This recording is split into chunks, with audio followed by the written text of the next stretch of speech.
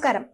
Mobile ആസക്തി അല്ലെങ്കിൽ digital ആസക്തി എന്ന് പറയുന്നത് അടുത്ത സമയത്തായിട്ട് വളരെയധികം പ്രശ്നങ്ങൾ ഉണ്ടാക്കിക്കൊണ്ടിരിക്കുന്ന ഒരു കാര്യമാണ്. മുതിർന്നവരെക്കാൾ കൂടുതൽ പ്രശ്നങ്ങൾ കുട്ടികൾക്ക് ഈ ഒരു ആസക്തി മൂലം ഉണ്ടാവുന്നു എന്നുള്ളത് വളരെയധികം ശ്രദ്ധിക്കേണ്ടുന്ന ഒരു കാര്യമാണ്.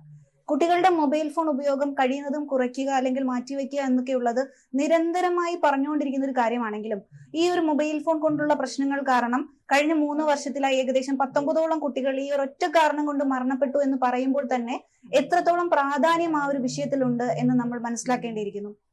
കുട്ടികളുടെ മൊബൈൽ ഫോൺ അഡിക്ഷൻ അല്ലെങ്കിൽ ഈ ഒരു ഡിജിറ്റൽ അഡിക്ഷൻ എന്ന് പറയുന്നത് വളരെയധികം പ്രശ്നങ്ങൾ ഉണ്ടാക്കുന്ന ഒന്നാണ്. അവരുടെ വളർച്ചയുടെ കാലഘട്ടത്തിൽ അവർക്ക് ശാരീരികമായിട്ടുള്ള പ്രശ്നങ്ങൾ, മാനസിക പ്രശ്നങ്ങൾ, പഠന പ്രശ്നങ്ങൾ ഇതെല്ലാം ഈ ഒരു ഡിജിറ്റൽ ഉപയോഗം കൂടുതൽ കാരണം ഉണ്ടാവാറുണ്ട്.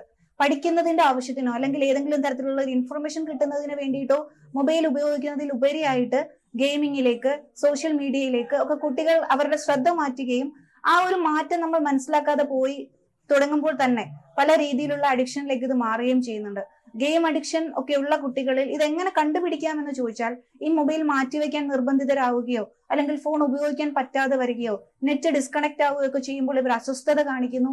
അതുപോലെ തന്നെ വിശപ്പ്, ഒന്നുകിൽ അമിതമായ വിശപ്പ് അല്ലെങ്കിൽ ഒട്ടും ഭക്ഷണം കഴിക്കാതിരിക്കുക, ഉറക്കത്തിൽ പ്രശ്നങ്ങൾ ഉണ്ടാവുന്നു, ശ്രദ്ധക്കുറവ് ഉണ്ടാവുന്നു, എത്ര വായിച്ചാലും അവർക്ക് ഓർമ്മ കിട്ടുന്നില്ല, അല്ലെങ്കിൽ ക്ലാസ്സിൽ വന്നിരുന്ന് ഉറക്കം തൂങ്ങുന്നു പോലെയുള്ള പല കാര്യങ്ങളും കുട്ടികളിൽ നിന്ന് കാണാറുണ്ട്.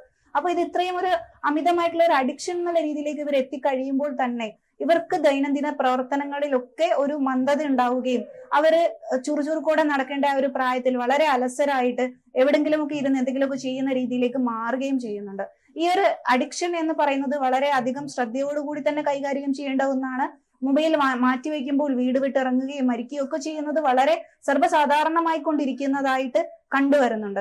മൊബൈൽ മാറ്റിവെച്ചത് കൊണ്ട് വീട് വിട്ടിറങ്ങിപ്പോയ ഒരുപാട് കേസുകൾ ദിവസവും കാണേണ്ടി വരാറുണ്ട്. അപ്പോൾ ഈ ഒരു കാര്യത്തിൽ നമ്മൾ വളരെയധികം ശ്രദ്ധിക്കേണ്ടതുണ്ട്.